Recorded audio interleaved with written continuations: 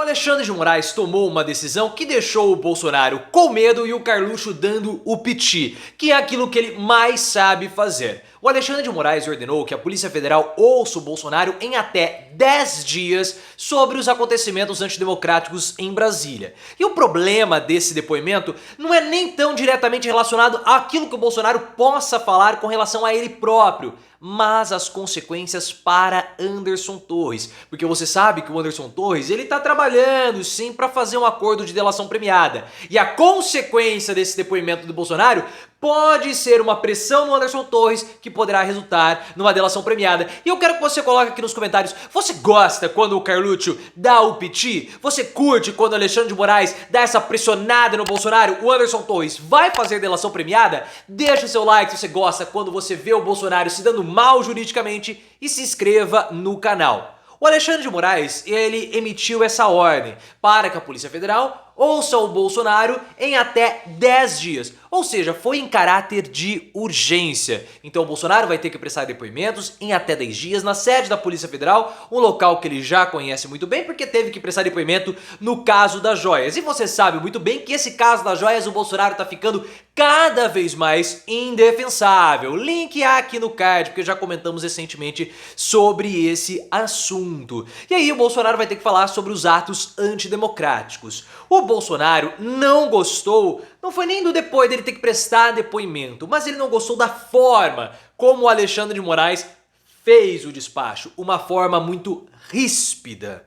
E o pior, fazendo uma associação do nome do Bolsonaro com uma investigação sobre crime contra o Estado Democrático de Direito. Então ele colocou o Bolsonaro como sendo alguém que estava participando ou associando o nome do Bolsonaro ao crime ou uma investigação criminosa. E aí o Carluxo deu aquele piti que é tradicional dele. O Bolsonaro recomendou aos seus aliados: não façam declarações públicas sobre esse assunto, porque nós não podemos mais pressionar o STF, porque a prisão do Bolsonaro, pessoal, ela está sendo preparada aos pouquinhos e vai começar toda essa operação com a cassação do Bolsonaro. Já expliquei esses detalhes, porque o Bolsonaro até tá revoltado com o Luciano Heng, link aqui no card para que você entenda como a cassação do Bolsonaro poderá colocá-lo também na prisão, facilitando assim o processo. Mas o Carluxo não quis nem saber, porque ele é um lobão solitário, né? Ele é quase como o Maverick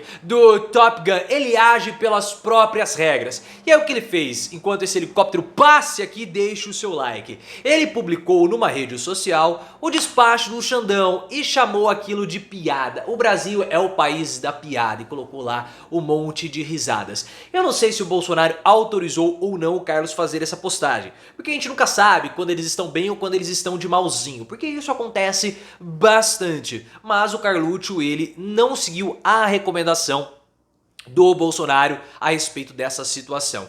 Eu particularmente acredito que o Bolsonaro, ele tem tudo para se sair bem nesse depoimento. Tem tudo, porque ele não estava no Brasil quando os atos antidemocráticos ocorreram. Ele também não tem nenhuma, aparentemente ainda não tem nenhuma ordem direta para que as pessoas fizessem aquela arruaça. Ele não se manifestou tanto assim, a não ser por uma postagem que foi feita e depois apagada. Mas é um elemento até pequeno e não era o mandato dele. Já era o mandato do Lula. Então eu vejo que o Bolsonaro, ele está mesmo preocupado com esse depoimento por conta dos impactos que poderão ter sobre o Anderson Torres. Essa é a questão. Pelo seguinte, o Bolsonaro vai prestar depoimento e vai falar: eu não estava no Brasil.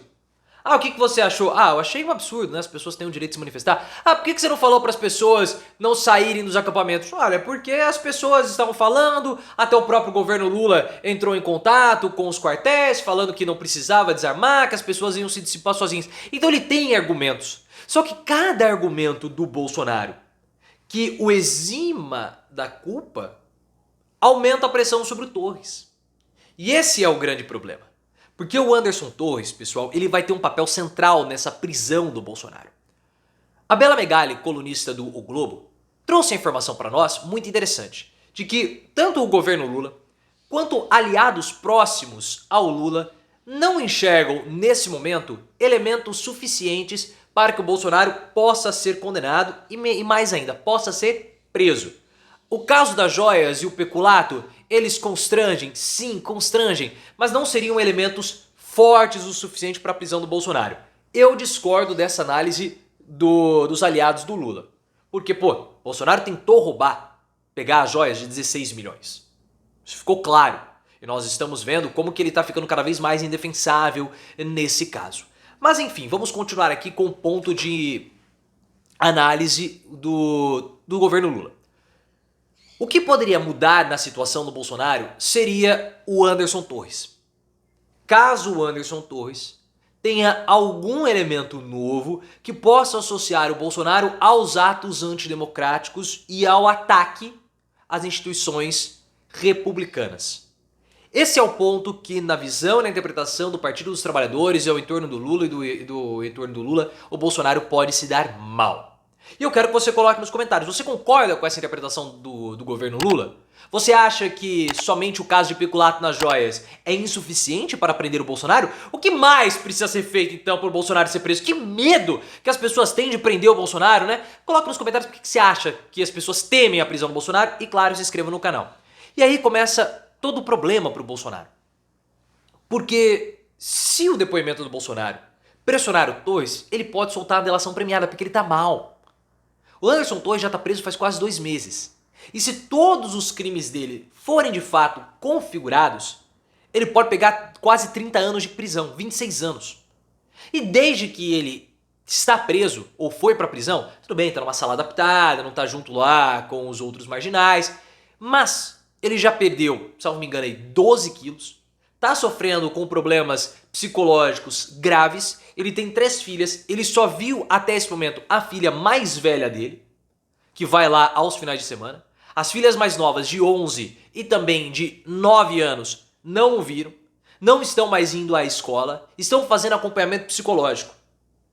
E mais ainda, a mãe dele começou a fazer novamente um tratamento para combate a um câncer que voltou, ou seja, já estava curado, ele voltou, teve uma recidiva depois que ele foi preso. E isso o devastou.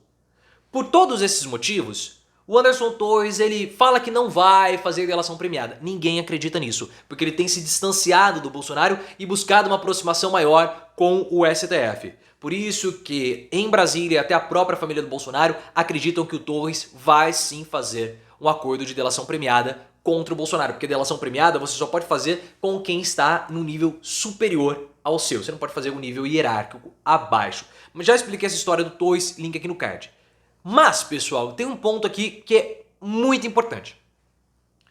O Bolsonaro, ele não tentou dar um golpe de Estado no dia 8 de janeiro, nos atos antidemocráticos.